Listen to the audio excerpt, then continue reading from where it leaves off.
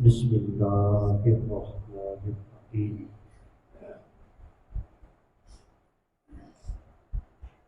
فاذکرونی اذکرکم واشکرونی ولا تکفرون صدق اللہ العظیم۔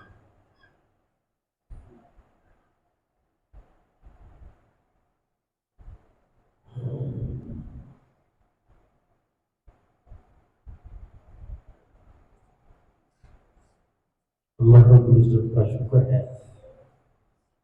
کہ جس کی توفیق اور عطا سے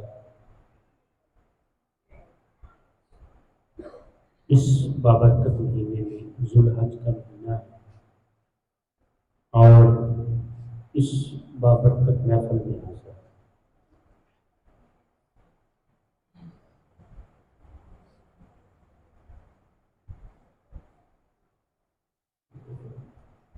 حضرت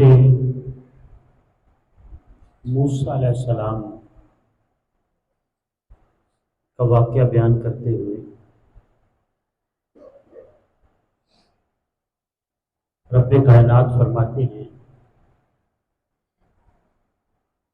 اللہ ادخلوا الارض المقدسۃ التي كتب اللہ لكم ادخلوا الارض المقدسۃ التي كتب اللہ لكم، اس ارض مقدس میں داخل ہو جاؤ، یہ زمین تمہارے لیے لکھ دی گئی ہے۔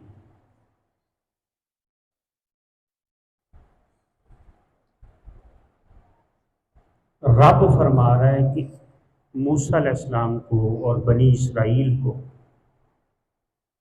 کہ بنی اسرائیل اس زمین مقدس میں داخل ہو جاؤ، یہ تمہارے لیے لکھ دی گئی ہے، یعنی تمہارے مقدر میں لکھی جا چکی ہے، یہ تمہاری ہے، اس میں چلے جاؤ۔ ہونا کیا تھا کہ وہاں جا کے جنگ کرنی تھی۔ اللہ نے بشارت پہلے دے دی کہ تم جا کے جنگ کرو، یہ تمہیں فتح بھی نصیب ہوگی، تم جاؤ۔ موسیٰ علیہ السلام نے اپنے جو صحابی تھے، جو یار بیلی تھے، جو آپ کو ماننے والے تھے، ان سے بات کی۔ انہوں نے موسیٰ علیہ السلام نے فرمایا کہ یہ زمین مقدس ہمارے لیے لکھ دی گئی ہے۔ اللہ تو آگے سے وہ کیا جواب دیتے ہیں؟ جو موسیٰ علیہ السلام کے ماننے والے تھے وہ آگے سے جواب یہ دیتے ہیں کہ موسیٰ تو جا اور تیرا رب جائے، ادھر جا کے لڑ۔ وجہ کیا تھی کہ ان کو عیاشیاں نصیب ہوگی۔ جب انسان عیاشی میں پڑ جاتا ہے، عیاشی سے مراد وہ عیاشی نہیں جو دنیا والی، یعنی سہولتیں جب انسان کو مل جاتی ہیں، جب انسان جتنے کائنات کے جتنے کامیاب ترین لوگ ہیں نا، ان کا سفر پڑھ کے دیکھیں، وہ ہمیشہ تنگی سے گزرے۔ تنگی انسان کو کندر بناتی۔ ہم لوگ بھاگتے ہیں نا، تنگی سے بھاگتے ہیں، پریشانی نہ آئے تنگی سے بھاگتے ہیں، لیکن کندر کب بناتی ہے؟ جب اس کا بھروسہ اللہ پہ ہو۔ دوسری چیز ہے، اس کا بھروسہ اللہ پہ ہو تو وہ تنگی اس کو کندر بنا دیتی ہے۔ کسی کی زندگی پر نبی کریم صلی اللہ علیہ وسلم سے بڑھ کر کوئی اسوہ حسنہ تو نہیں ہے نا۔ نبی کریم صلی اللہ علیہ وسلم کی زندگی پڑھ کے تو دیکھیں ہوا کیا کیا ہے۔ تو ان چیزوں سے گزرنا رضا الہی سے ہوتا ہے۔ تو انہوں نے آگے سے کہا کہ نہیں، ہم نہیں جائیں گے، اللہ تو جا اور تیرا۔ اب ہوا کیا کہ وہ جو فتح ان کے لیے لکھ دی گئی تھی وہ 40 سال پیچھے چلی گئی، 40 سال پیچھے چلے گی۔ یہاں پر ایک بڑا نقطہ ہے کہ جب انسان سستی کا مظاہرہ کرتا ہے نا، سستی کا مظاہرہ کرتا ہے تو اللہ کی رحمت، لکھی ہوئی چیز، اس کے مقدر میں آئی ہوئی چیز بھی ٹل جاتی ہے، پیچھے چلے جاتی ہے۔ سستی، ہماری سستی کی وجہ سے،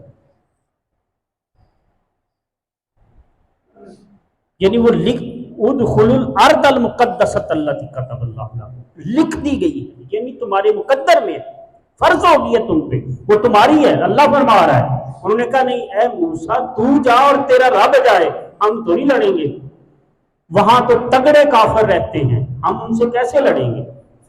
موسیٰ علیہ السلام کو حکم ہوا کہ ادھر ہی ٹھہر جاؤ۔ 40 سال وہ جو جتنے بڑے تھے آہستہ آہستہ وہ سارے اس دنیا سے کوچ کر گئے، نئی نوجوان نسل نمودار ہوئی جو موسیٰ علیہ السلام کی صحبت میں پل کر جوان ہوئی تھی، انہوں نے پھر وہ دنوں میں وہ فتح کر لی اور اسلام کے لیے جھنڈے بلند کر دیے۔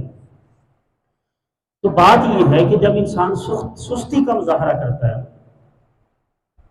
اللہ کے ہاں ایک بات میں بتاؤں بڑی راز کی آپ کو، اللہ کے ہاں کمی کوئی نہیں ہے، کمی ہمارے یہاں ہے، اللہ کے ہاں کوئی کمی نہیں۔ یار ایک چھوٹی سی مثال آپ کو دیتا ہوں، دنیا دار ہو، ایک دنیا دار اور اس کے پاس دولت وادو ہو، ظاہری بھی باطنی بھی، اور وہ سخی بھی ہو، تو کیا وہ کسی کو سخی بھی ہو، کنجوس نہ ہو، کمینہ نہ ہو، تو کیا وہ کسی کو خالی لٹاتا ہے؟ بولے کیا وہ کسی کو خالی لٹاتا ہے؟ وہ کبھی کسی کو خالی نہیں لٹاتا۔ اور وہ رب کائنات جو سارے جہانوں کا مالک ہے، جو اپنے بندے سے 70 ماؤں سے زیادہ محبت کرتا ہے اور پوری دنیا میں امت مسلمہ سے سب سے زیادہ محبت کرتا ہے، ایسا کیسے ہو سکتا ہے کہ کوئی اس کے در پہ آئے، گر گڑائے اور اس کو خالی چلا جائے؟ یہ ہو نہیں سکتا۔ ہاں ہم سستی کر جاتے ہیں، ہم سستی کر جاتے ہیں، ایسا نہیں ہے کرم مالک۔ ہمارے پیر مرشد فرمایا کرتے تھے آستانے پہ آؤ نا اگر دیکھنا ہو، اور ہم نے تو دیکھا، آستانے پہ آؤ سوچ کے آ جاؤ، گھر جانے سے پہلے کام ہو جائے۔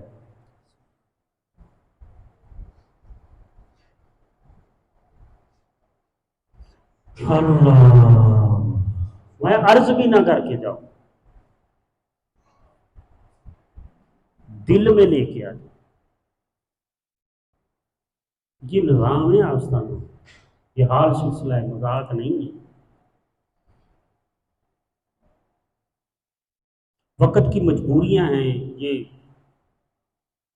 ورنہ حال سلسلوں کا نظام تو بند کمروں میں ہوتا ہے، اصل چیز بند کمروں میں چلتی ہے، راز بند کمروں میں کھلتے ہیں، راز سب کے سامنے بیان نہیں کیے جاتے، راز بند کمروں میں کھلتے ہیں۔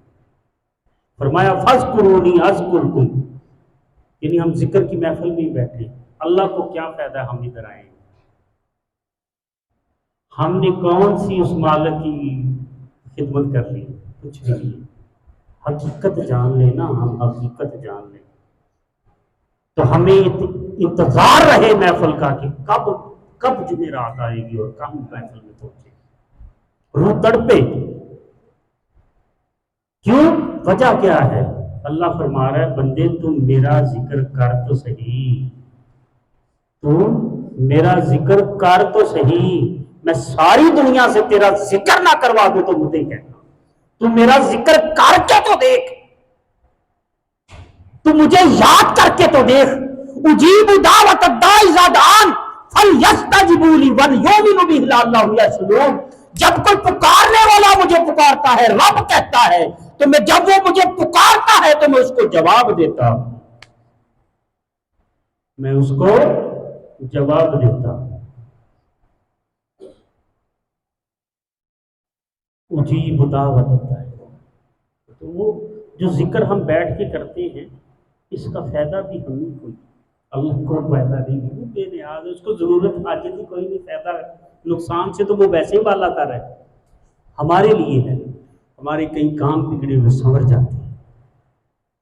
تو ذکر کرے محو ہو کے کرے، اللہ کی طرف پیر کا تصور کرے، دھیان مکمل اللہ کی طرف کرے، محو ہو کے، بے خود ہو کے، اس کے نور میں گم ہو جائیں، محو ہو کے کریں، اس کو پکاریں، کہ اللہ ہم نے سنا ہے تو نے قرآن میں کہا ہے اجیب دعوت الداعی اذا دعان، جب کوئی پکارنے والا مجھے پکارتا ہے تو میں جواب دیتا ہوں۔ اللہ مجھے جواب نہیں آیا، بیٹھے اس کے سامنے، جولی ہی تیری تنگ ہے میرے یہاں کمی نہیں، راہ دکھلائیں کسی کوئی راہ رو منزل ہی نہیں، چلنے والا ہی نہیں۔ اس لیے پاک مہینہ ہے، اللہ رب العزت سب کی مشکلات آسان کرے اس مہینہ کے صدقے میں، اور سب کے گھروں پہ خیر فرمائے، آسانیاں پیدا فرمائے، اور ہمیں ذکر اور ذوق و شوق کی توفیق عطا فرمائے۔ صلی اللہ علیہ